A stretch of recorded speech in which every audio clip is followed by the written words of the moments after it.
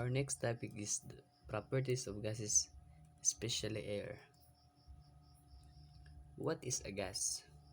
Gas is a state of matter that has no fixed shape and no fixed volume. Gases have lower density than other states of matter, such as solids and liquids. There is a great deal of empty space between particles, which have a lot of kinetic energy.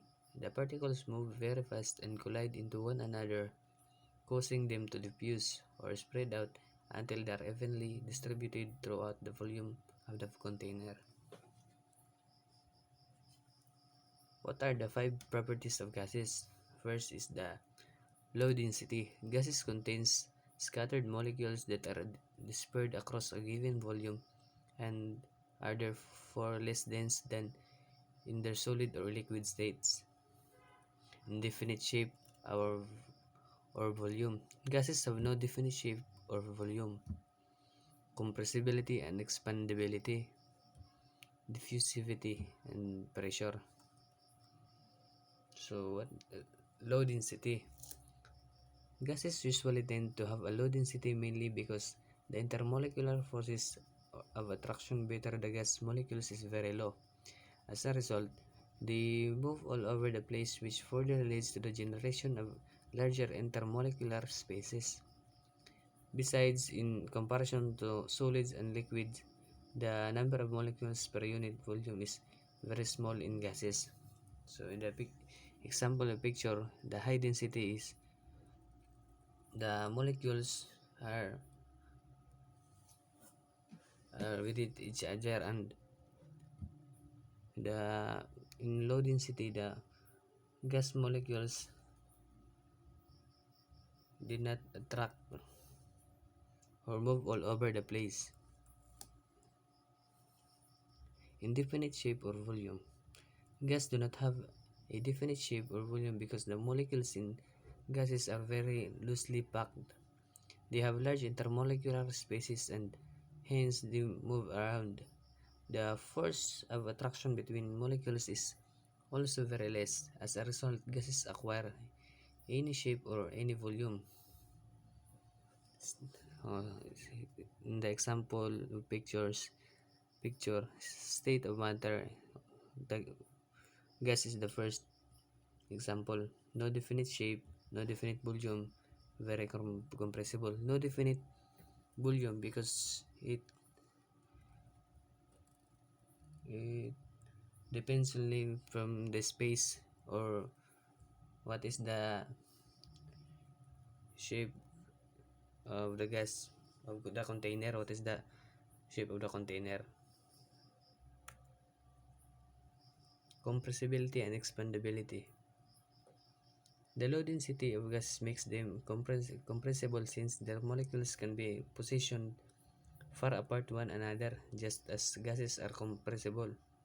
They are also expandable. The freedom of gas molecule causes them to take the shape of any container in which they are placed, filling the container volume. Example picture, gases are compressible. The first, the gas did. In the second picture is the gas is compressed down, and just like the piston, example of this compressibility, or the mga paint in can. Diffusivity. The diffusivity of gas in a liquid is measured by making a laminar jet of liquid pass through a gas and determining the rate of absorption. Agar solutions have been used to form gels in the form of spheres, and these have been used to measure diffusivities of components through the gel. Before diffusion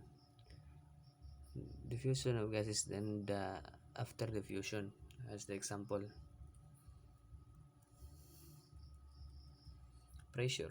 The pressure of a gas is then a measure of the average linear momentum of the moving molecules of a gas. The pressure acts perpendicular normal to the wall. The tangential shear component of The force is related to the viscosity of the gas. Gas pressure is force of the gas particles colliding with the walls of its container. It, pressure when it colliding the wall. What is air? You probably don't think too much about air, but it's all around you. It takes up space and is pushing on you right now. Is not air in space, and if you were to suddenly find yourself in the middle of the space without a spacesuit, you'd be aware of how important air is to your survival. Obviously, you need the oxygen to breathe, but if there is not any air to push on you, bad things start to happen. Air properties. Air is made up of gases. Air has mass. Air exerts pressure and has weight. Air can be compressed, and air is impacted by temperature. Air is made up of gases. Standard dry air is made up of nitrogen, oxygen, argon, carbon dioxide, neon, helium, krypton, hydrogen, and xenon. It does not have it does not include water vapor because the amount of water vapor changes based on humidity and temperature. The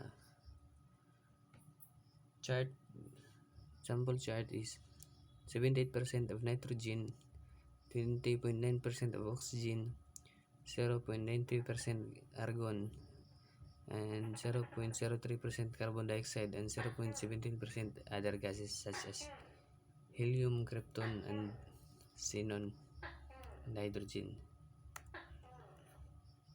Air has mass. Although air has mass, a small volume of air, such as the air in the balloons, does not have too much. Air just is not very dense. We can show that the air in the balloon has mass by building a balance. The example from the diagram A, the yellow balloon and the blue balloon is balanced. When the blue balloon is deflated, the yellow balloon has more dense than the blue balloon that is deflated. So the air inside the yellow balloon has a mass. Air exerts pressure and has weight. Air has molecules that are constantly moving. Because air has mass, Earth's gravity attracts it and gives it weight. Because it has weight and the air molecules are constantly bumping into things, it exerts pressure. In the example, cold water and its more atmospheric pressure when you are boiling water,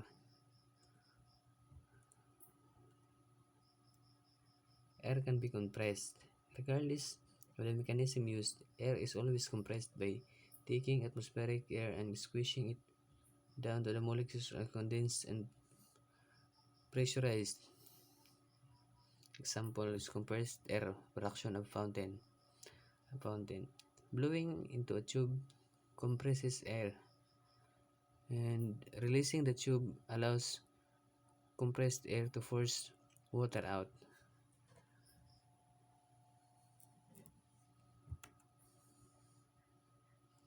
Air is impacted by temperature. As the molecules heat and move faster, they are moving apart, so air, like most other substances, expands when heated and contracts when cold. Because there is more space between the molecules, the air is less dense than the surrounding matter and the hot floats upward. So the example is when it's rainy day, the air is cold, and the warm day it is also warm. And that is the last part of the lesson.